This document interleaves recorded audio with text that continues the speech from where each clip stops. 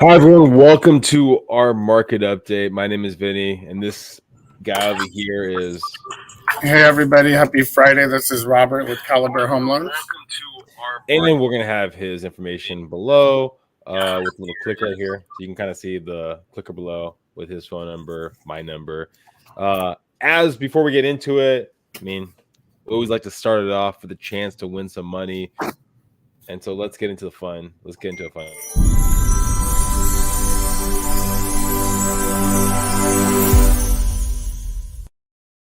All right.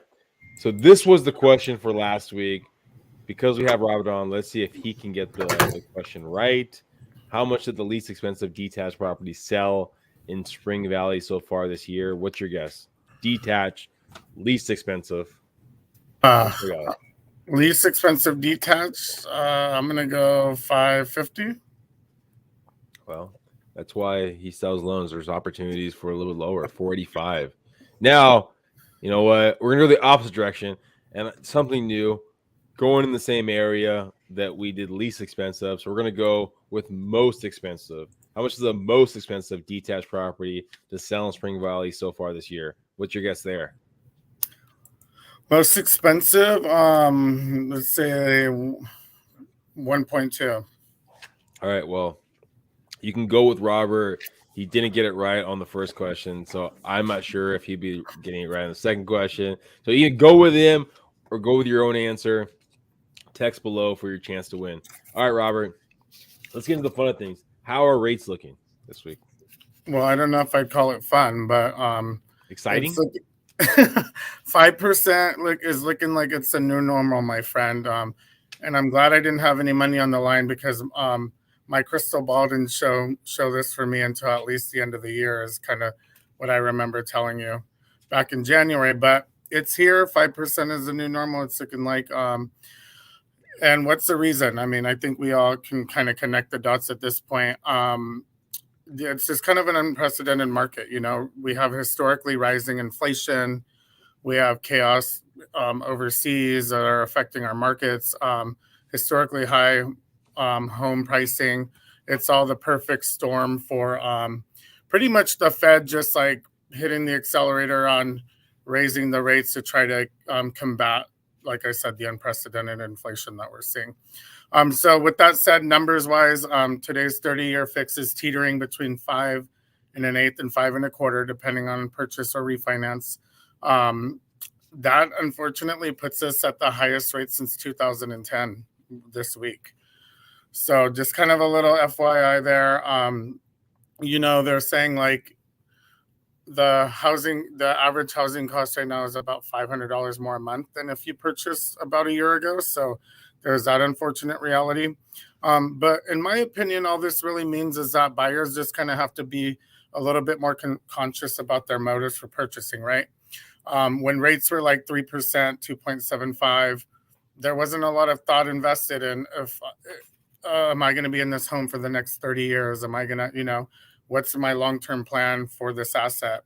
And right now, I think we're just kind of getting back into a market where we got to be more conscious of that.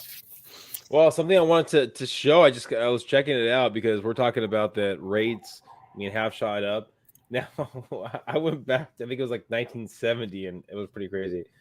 But it's wild to think that we're talking about in 1992,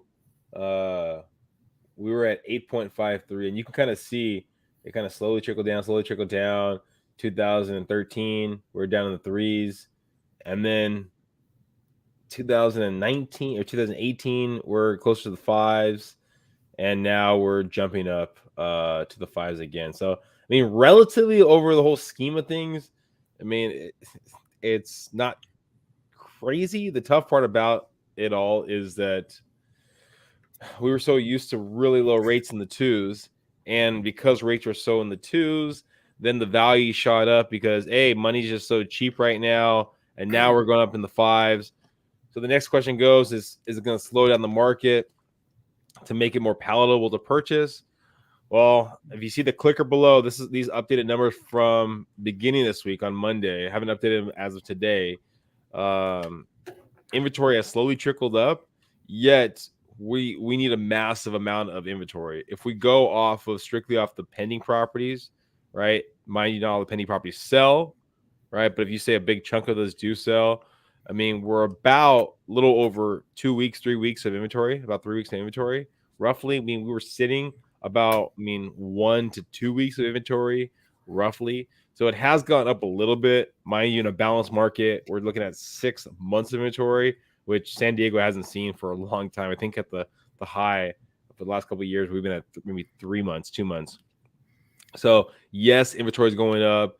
It's becoming a little more palatable. And if you're working with a trusted resource, like Robert, and maybe you looked at your numbers 3 months ago in January, you really want to assess what the numbers are today, what the monthly payments are today, because things can change It's a whole lot. different situation.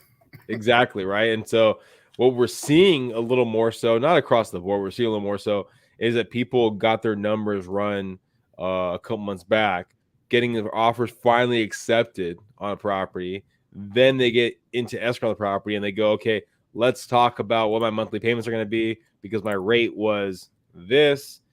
And the lender goes, sadly, I gotta tell you, interest rates have gone up, so your monthly payment has gone up. So cold feet. So things to think about if you're looking to purchase. Talk to your lender, talk to Robert, give him a call. Again, his information is in the clicker below. At least give you insight into what your rate is and what's possible with it. And then also too, if you're looking to purchase, give myself a call. My information in the clicker, or even just talk to your lender. Or your realtor that you're currently working with to reach out to pending properties. There is going to be a little bit higher of a fallout rate than it was just a couple months ago, just because interest rates have gone up. What are your thoughts, Robert? Well, it's funny you bring that up. Like in the global picture, you were looking back at interest rate to the 70s, and in fact, 1981 saw the highest interest rates at 16%. The theory is, savings account interest rates are, paying at that rate and so on and so forth. But anybody that's become accustomed to 2 and 3% rates, you're not convincing them of that anytime soon. But then it's like you look at the alternative, right? I was also reading, everybody's looking at this extra $500 a month factor and so on and so forth, these new interest rates, and they're saying, oh, there's no way. But look at the flip side of things. Rental prices are also up 17%. San Diego has one of the highest rental housing markets right now. I think the median price of a rental home right now is over $3,000 a month.